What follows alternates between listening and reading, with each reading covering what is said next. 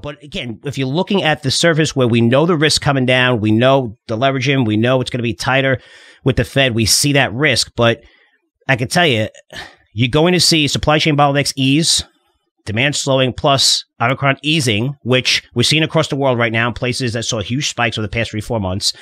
Mask mandates are going to ease, which should happen since we now know masks really don't work. You could look at so many test cases. Israel, most vaccinated country. Now I think it's like the 50th most, but, they were first. Lockdown, mask mandates, and they saw the biggest spikes from Delta and then Omicron, right? Even though they had the most stringent rules in place for mask wearing and mandates and vaccine. They're on their 4th dose right now. They're giving people over 60 a 4th dose. And that's going to be, next year's going to be like the 6th or 7th dose. Like they keep going and going and going and going, right? We're always told a different story. And, that brings up something that you mentioned that I actually spent time on watching, which is pretty freaking cool, man. I think we should actually talk about that. Well, so when I filled in for you a couple weeks ago in Vegas, that was around the time where Joe Rogan on his podcast had Dr. McCullough and a Dr. Malone on, Dr. Robert Malone and Dr. Peter McCullough. And I threw it out there and said, hey, if you're thinking about this and you want to see kind of both sides, and you've talked about that and I've explained that in the past, listen to the other side of the argument no matter what it is. I thought that those two interviews, because they're a few hours long, are very good. I got a lot of good and bad feedback on that about how Robert Malone's a crazy guy, Peter McCullough's crazy, blah, blah, blah, blah.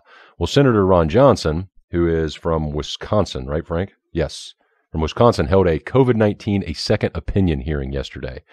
And you can DuckDuckGo this or Google this. You like how I snuck that in there, Frank? Yeah, definitely. And McCullough, Dr. Robert Malone, they've been in the headlines a lot lately. There's several other doctors here, and this is a great back and forth. It wasn't as timely as your typical committee hearings where you only have 5 minutes and things. The format was much different. It was almost like a conversation, is the way it came across. I know you watched some of the highlights. I would encourage everybody, without getting too much into the weeds, I would just encourage everybody to listen to that, look at the highlights, because you want to at least hear decorated professionals, doctors, respected people. They share their stories. They're sharing personal stories. Some of them are just downright sad and heartbreaking with people getting fired and or, feel like they're losing control over their practice and their profession. My takeaway there is, and you can hit some highlights that you saw.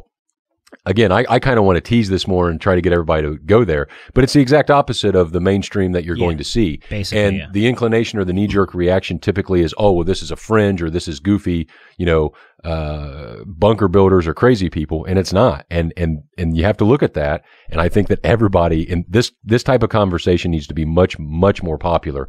And I thought it was a great hearing. It's good that they're allowed to express their thoughts. And these aren't anti-vaxxers, right? I mean, this isn't like extreme. These are doctors. It's 5 hours. I watched a 40-minute version on YouTube of the highlights of these doctors, dozens and dozens of them, explaining how these were people that were treating, right, COVID, thousands of COVID people, right? And they're trying to tell everybody, hey, you know what? We gave them ivermectin. We gave them hydrochloroquine.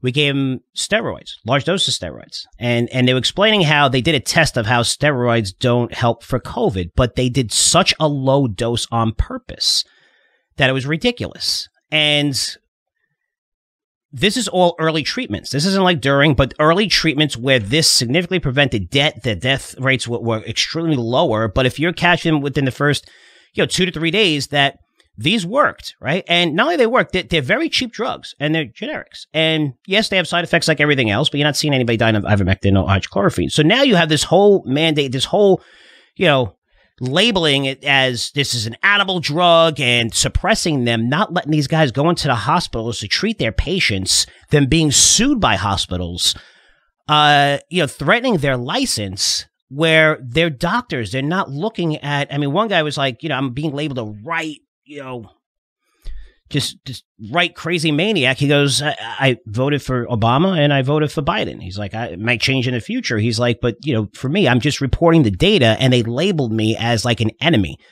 And they suppressed these people. And that's why when I was reporting a lot of these stats, Daniel, getting from doctors, dozens of doctors was sending me shit that just wasn't out there. And I was blown away. I'm like, this isn't what I'm hearing in the media. What the frick's going on? If you look at all the drugs that they're giving you and all the treatments they're giving you, they're all between 700 and like 3,000, 4,000. They cover this and that.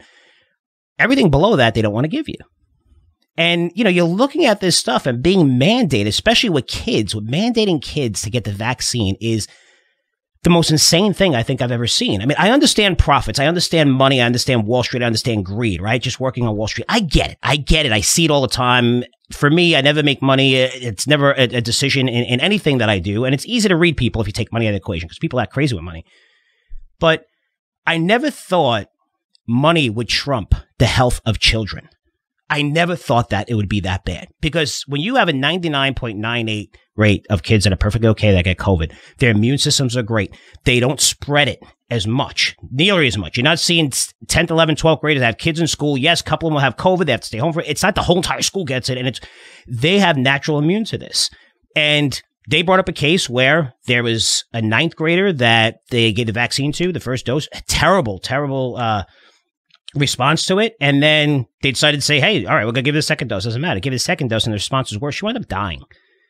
In the 9th grade. Why are you taking this? Why are you mandating this? But this is being mandated now, right? I mean, if you're looking at how this information is suppressed from doctors who don't care about politics, they just care about treating their patients and not being allowed to treat their patients a certain way because of, when they go to the hospital, they were talking how doctors don't even go in there to see the patients. They're looking at an iPad. They don't check the lungs. They don't check anything. They were just like, okay, they're not treating them at these hospitals. And a lot of them were dying when they have treatments that were working and saying, why don't you give them this? Well, we're not allowed to give them this. I mean, and this is just the beginning. You're going to see this come out. I'm telling you, from doctors everywhere. But man, it's you definitely have to take a look at it from both sides. It's not even political. It just shows like, look, we want to get it right. Our whole lives, Daniel, are built, especially for me with having kids is, making the next generation better than us. Right? I mean, how much have we changed in the past, 20, 30, 40 years, with just, women's rights and racism and everything and how we progress so much and we still have a long way to go, but every generation should be better and better and better and better. And now it looks like, wow, you know what? You don't even give a shit. Your profits are trumping the fact that the kids don't need this. They don't need this. They should be building up their immune systems. Their immune systems are great for this. They're not getting sick. They're not dying. Very, very few kids are dying from COVID. More from the flu than COVID, based on the stats on the CDC. Don't blame me. Don't shoot the messenger. That's the CDC, what everybody wants to listen to. But to see Dr. Gottlieb, who was former FDA commissioner, and now he's on the board of Pfizer, and he's one of the biggest spokesmen out there. I mean, it doesn't get more biased than that. And I like the guy, I don't hate him. I think he's one of the better doctors out there. I'm spending Fauci, but just to see how this system is, where it's money, it's power, it's profits, I didn't thought that would trump like people's lives and doing the right thing for people, and you're going to learn that by listening to this. And again, it doesn't matter what side you're on, but it is pretty amazing how these are just regular doctors. These are regular people, both sides. And this is a lot of information I was getting with doctors. Every single doctor, 100%, Daniel told me during COVID, when I was giving a lot of this information, they're showing me studies, peer studies that weren't allowed to be published here or there, and saying, please don't mention my name. You can't mention my name. It's like, they fear their job for telling the truth and trying to help. And that's what you do, right? We want to give an opinion and say, hey, this might work. This might work. It might be a cheaper way. It doesn't matter. Now you're forced to take the vaccine. We know that the vaccine, we were told a totally different story, right? Of how it would work, and you don't have to wear masks. You're never going to get COVID again. We know that's bullshit. Now it's a booster. Now Israel, 4th booster. We're going to have 5, 6 boosters, right? Now forcing this on the kids. Holy shit. I mean, the massive profits that Moderna and Pfizer are making are incredible. And those are two of the most corrupt companies you'll ever see. But it's not about them helping people. It's about profits. And holy cow, man. I didn't mean to go off that much on that, but wow, it was amazing. It's powerful. This stuff is powerful when you see it. It's emotional. It's powerful. And it's really cool just to see doctors speak their mind without anybody worrying about, what you're going to say. Well, towing the lines, and I thank you for pointing me in that direction. But man, I think it was like 4:35 in the morning, woke up, couldn't sleep. And I watched for like a half an hour and I was just blown away. Yeah, there's a lot of good information on there. And again, everybody should DuckDuckGo that, Google that, pay attention to it, watch the highlights. They got great features. You can speed it up, listen to it faster. You don't have to take all the several hours. And why do we talk about this? And Frank, I got to comment 2 things real quick. A, you think way too highly of your fellow man. We need to work on that for you because you shouldn't be shocked too much about profits over anything.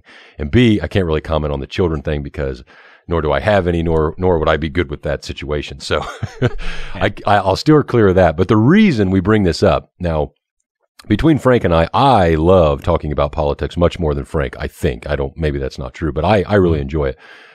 The reason we do is because overall this is bullish. Frank mentioned this, Scott Gottlieb, former Food and Drug Administrator. He's constantly on CNBC. Don't mean that as good or bad. He's constantly on CNBC. He is on the board of Pfizer.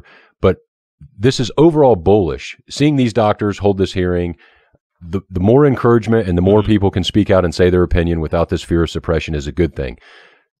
Scott Gottlieb is out there, and then listen to this quote, Frank. This was just from the other day.